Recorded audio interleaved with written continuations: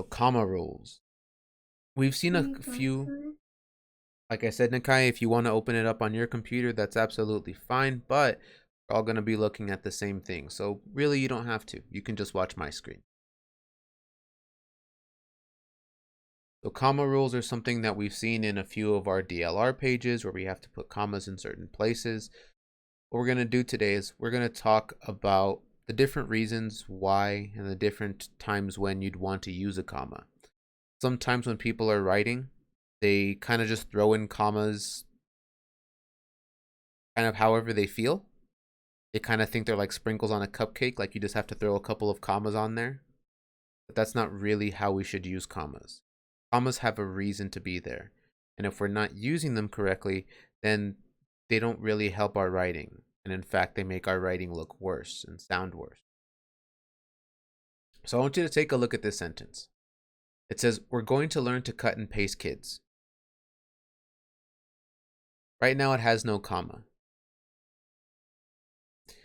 So what this sentence is saying is that they're going to take kids and like paper dolls, they're going to cut them up and then glue them back together.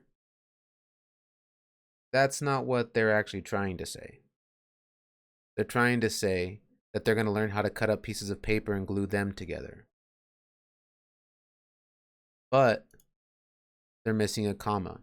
There should be one right here. We're going to learn to cut and paste, comma, kids, because they're talking to the kids. Without the comma, it sounds like they're cutting up the kids and gluing them back together, like a Frankenstein or something. So if you ever wonder are commas are a very big deal, yeah, they can be. It can completely change the meaning of your sentence. So we have to be careful about when we use them and how we use them. A lot of times people just think that commas are like a period. You just kind of pause for a second while you're reading them. And while that is kind of true, what commas are really doing in a sentence is they're separating things.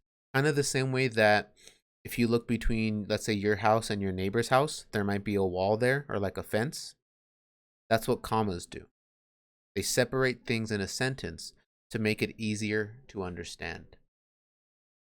So when you're reading them, you do normally take a short pause, but it's because you're telling people, hey, these are two separate things. So here's an example of our first comma rule. Comma rule number 1. If you have items in a list, you use commas to keep them separated. The thing you have to remember about a list, and we've talked about it before, is a list is when you have 3 or more items. So think of it like a grocery list. You were going to the groceries and you were going to get, let's say, apples and bananas. Apples and bananas are two things. You don't need a comma to separate apples, bananas. But let's say you haven't gone to the groceries in a while and you need a lot of things. You need apples and banana and milk and flour and butter and sugar and oatmeal and cereal and toothpaste. That's a lot of different items. Now, if you were to write that all down in a sentence, someone might be walking around a Walmart or a Target or something and going, where's the apple, banana, butter, toothpaste, flour stuff? What aisle is this? The commas help us to keep those items separate so that we know these are different things. So look at these examples. I want shoes, scarves, and a new coat for Christmas.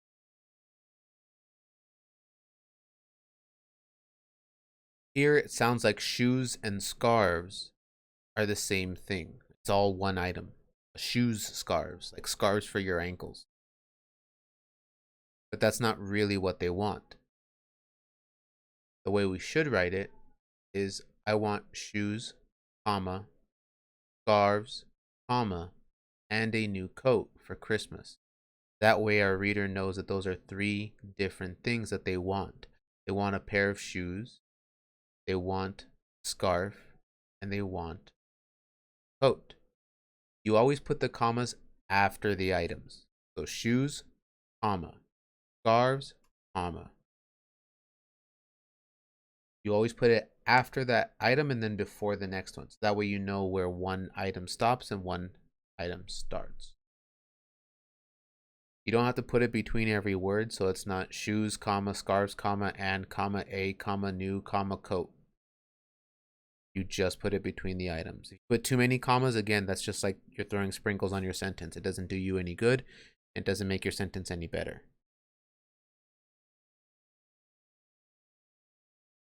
Okay, comma rule number 2. The same way that we separate items in a list, you separate phrases in series. So that's kind of like a list, but instead of making a list of single items, you're kind of giving like different options almost. Look at what they have here. He is either in his house, at the playground, or at school. Without the commas, it sounds like his house is at the playground. And while I'm sure that would be a pretty fun place to live at the playground, I don't think it'd be as comfortable as just having a regular house.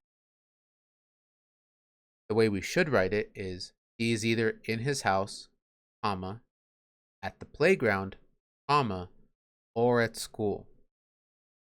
That way our reader knows that we're actually just giving 3 different places where he might be. He could be number 1 at his house. Number 2, he could be at the playground. Number 3, he could be at school. Again, those commas help us to keep everything separate so we know where one option or one place that he might be stops and where the next one starts. Another one is here. Again, this is similar to a list, but it's not just individual items. I have 2 books, 3 pencils, and 1 notebook. Again, without the comma, it seems like 2 books and 3 pencils are one thing. But if we put the commas where they belong, we can tell that it's just a list of different things that they have. I have 2 books, comma, 3 pencils, comma, and 1 notebook. So they're just giving us a list of their school supplies and how many of each school supply. So they don't just have 1 pencil and 1 book and 1 notebook. They have a few of these and a few of those.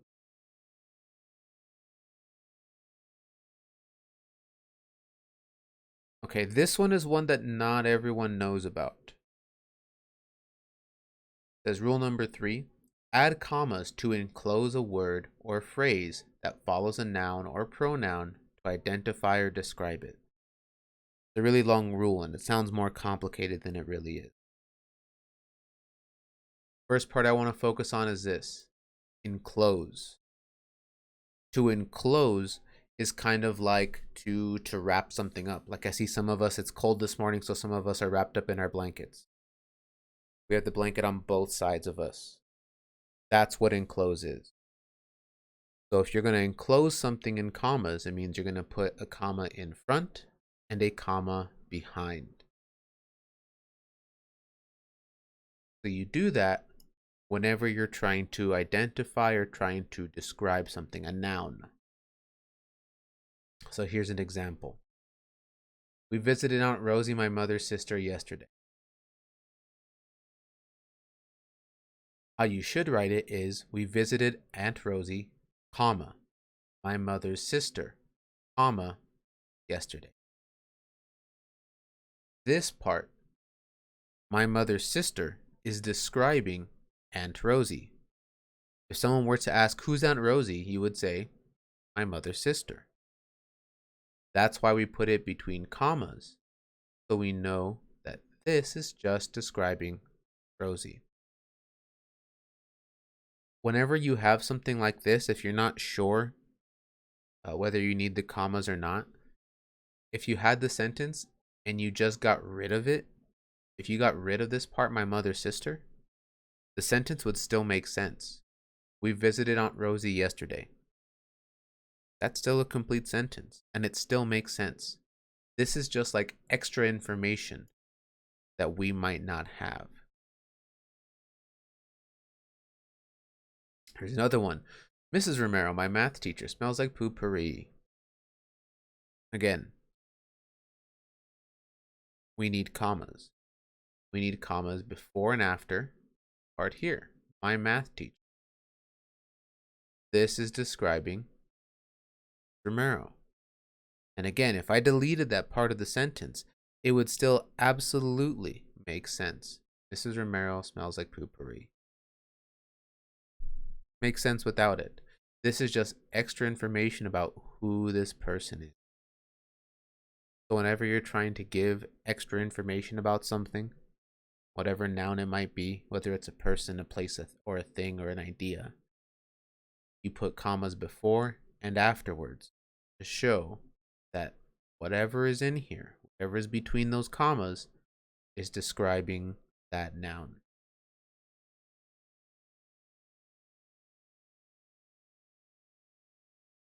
This one we've kind of seen a few times in our DLR, but this is something that people forget a lot as well. We know that when people are talking, we have to put quotation marks. One when they start talking and one when they stop talking. Like I told you, quotation marks are like someone's mouth. When they start talking, they open their mouth. Stop talking, they close their mouth. So we need one set of quotation marks when they open their mouth and one set of quotation marks close their mouth. But whenever someone starts talking, you need to put a comma so that you can separate their talking from your sentence. This example says, Damien said, I'll race you to the corner. So Damien is the one that's saying this, saying, I'm going to race you. What we need to do is need to put a comma after the word said so that we can help to separate what is Damien actually saying from the rest of my sentence. And even though this isn't a very long sentence here, we still need to separate it. Same thing is true even if the sentence starts with somebody talking. You've got yourself a challenge, Trey replied. Even if the person starts the sentence by talking, we need to put a comma. Now this one is a little bit trickier and people kind of mess this up sometimes. The comma, if someone starts talking, if that's how the sentence starts with dialogue, with somebody speaking, you put the comma inside of the quotation mark. So you don't end it with a period or anything else. But you've got yourself a challenge, comma, Ray replied.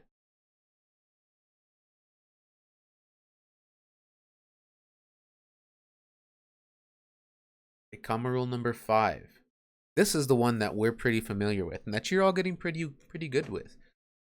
You use a comma and a conjunction, one of our fanboy words, or, and, nor, but, or, yet, or so, to connect two independent clauses. Just a really fancy way of saying complete sentence. So again, this one, you guys are pretty good at. I gotta give you that.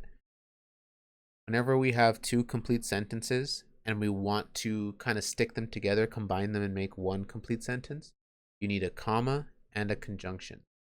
Like this one, Miss Peña was happy just sitting around in the shade, for it had been a hot day.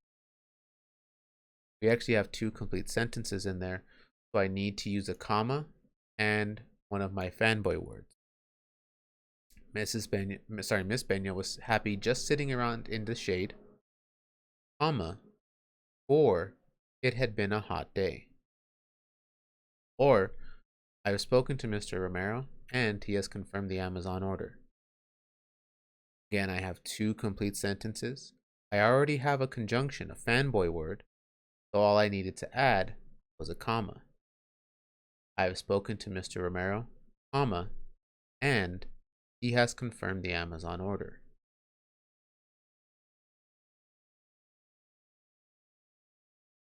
This is one that not a lot of people forget, but I'd say it's about 50-50. Some people forget it, some people don't. And it's not like one side is more than the other. When you're talking about a place and you have a city and a state, or you have a state or a city and a country, you need to use a comma to keep them separate. An example would be like this. El Paso, Texas is known for its authentic Mexican. The name of our city is El Paso. The state that we live in, Texas. The name of the city is not El Paso, Texas. That's not the whole name. So we need to put a comma between El Paso, the city, and Texas, the state, to show those are two separate things. El Paso, the city in the state of Texas, is known for its authentic Mexican food. So we do that because not everybody has been all around the world to every single city. We live in El Paso, so we know that the name of the city is El Paso.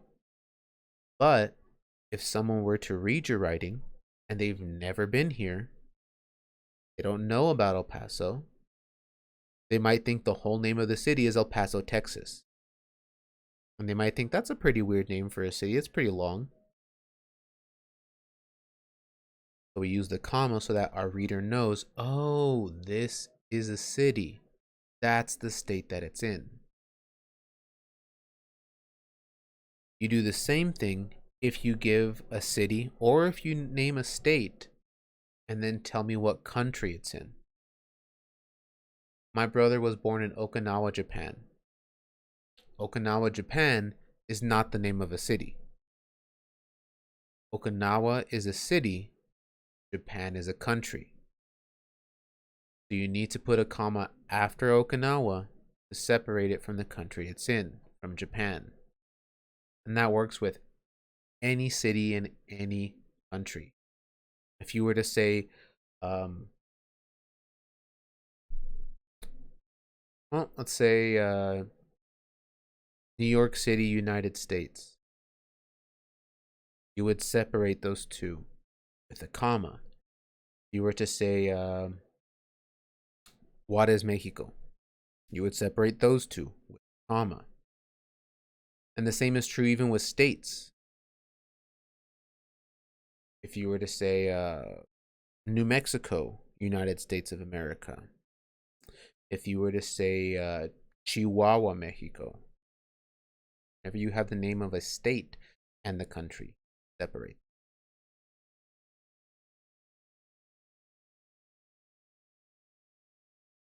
This one is another one that people forget a lot. Whenever you're giving the date of something, like a day and a year, use a comma to separate them.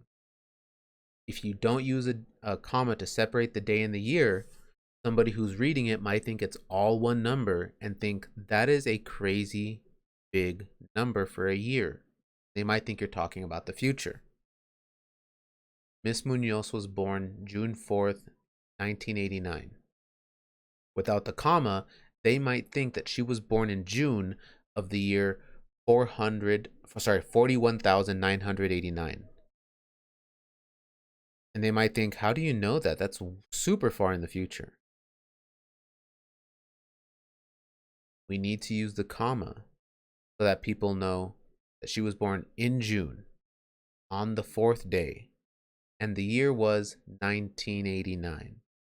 It wasn't the year 41,989. That they are not from the future. They are not time travelers or anything like that.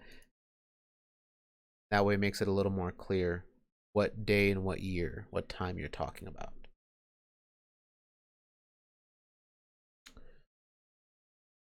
Okay. When you're writing a letter, I know that now that people have like phones and things like that, and people just kind of text each other or call each other, we don't really write as many letters anymore. But whenever you do write a letter, you need to make sure that you add a comma in two specific places. So after the greeting, also called the salutation, and after the closing of a letter. So at the beginning and the end of a letter, you always have a comma.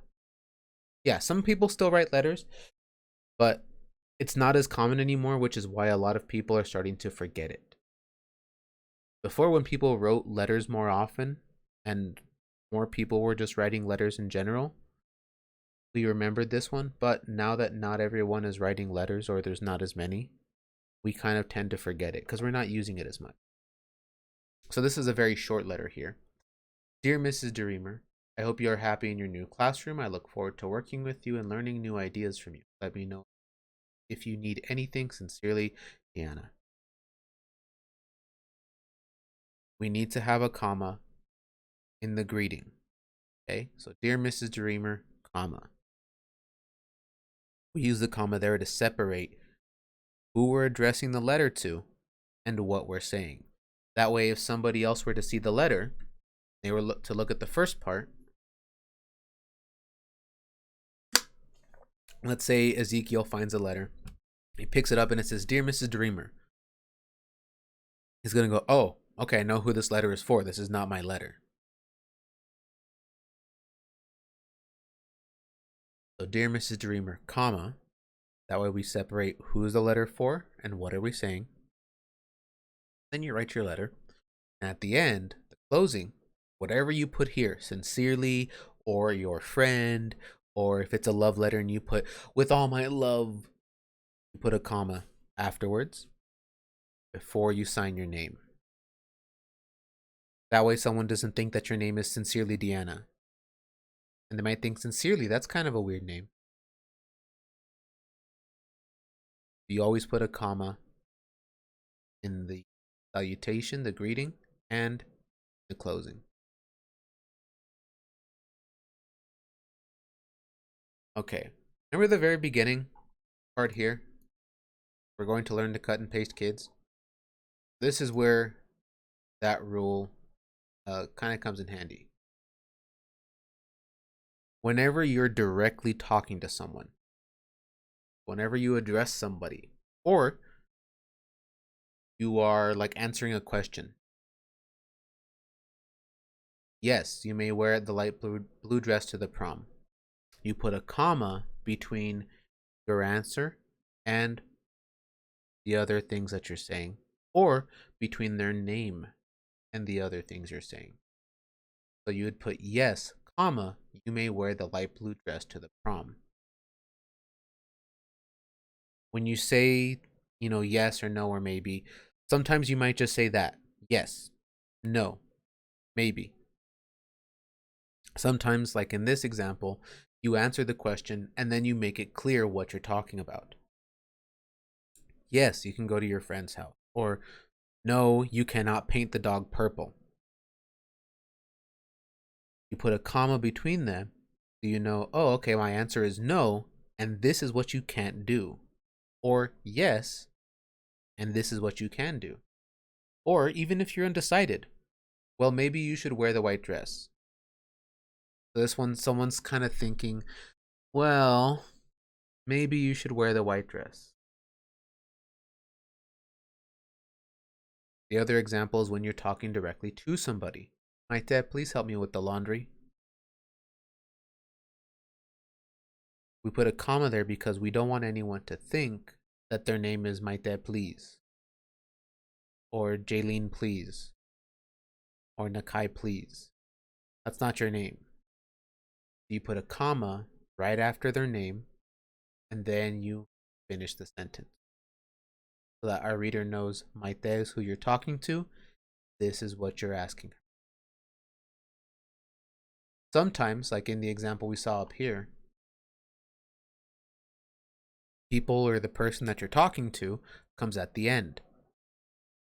If they come at the end, then you put a comma before their name. So, like in this example, it says, Maite, please help me with the laundry. You could say, please help me with the laundry, Maite. And either way, you separate her name from the rest of the sentence using a comma.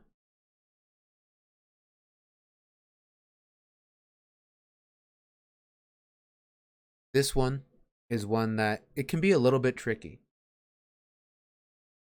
Add a comma after an introductory phrase at the beginning of a sentence to separate it from the main part of a sentence.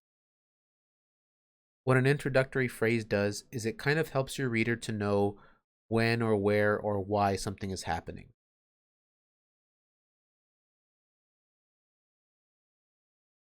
The introductory phrase just makes things more clear but it's not necessary in the sentence. Let's take a look at this. When Chris saw his class picture, he laughed out loud. Even if I didn't have this part, my sentence could just be, he laughed out loud. The introductory phrase tells us why is he laughing, or when he laughed in this case. When Chris saw his class picture, he laughed out loud. So he's not just laughing for no reason. He's laughing because he saw his picture, he thought it looked pretty funny, started laughing. Like in this example, when you finish your homework, go wash the dishes.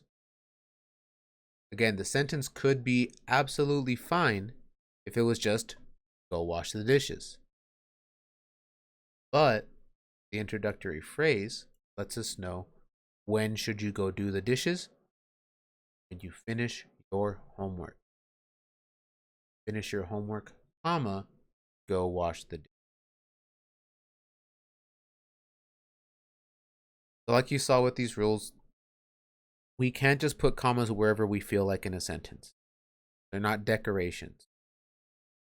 They're always used to separate different words in a sentence, and we need to know when should we use them and when should we not. If you try to use a comma incorrectly and you just kind of throw it into a sentence wherever you think, again, it might not make it's not going to help your sentence. It's going to make your sentence worse. We need to know when to use a comma and when we